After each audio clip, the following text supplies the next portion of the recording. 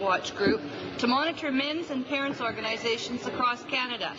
This recommendation is found in the reports commissioned by the Minister called School Success by Gender, a catalyst for the masculinist discourse. Mr. Speaker, two well-known and respectable organizations in British Columbia are on that hate list.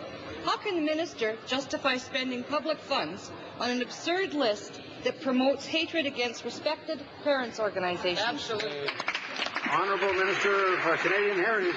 Mr. Speaker, I think the work of the status of women is actually to discourage hate against any person on the basis of gender. And I have to say that when I look at the literally thousands of women in Canada still working for 64 cents on a dollar earned by a man, the thousands of women in Canada working full-time trying to raise a family on less than $20,000 a year, the fact that 7% of boards of directors across this country are women, I think we have a long way to go to achieve equality in this country, and I hope Status Women continues their good work.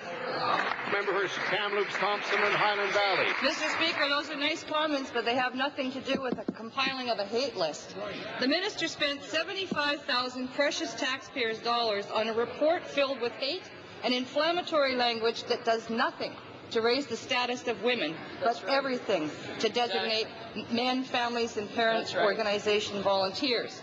We know Liberals have contempt for Canadians, but never suspected that they would subsidize groups to demonstrate that contempt. Mr. Speaker, why did the Minister spend $75,000 on a project that is a poorly disguised attack on men and the families? The Honourable Minister of Canadian Heritage.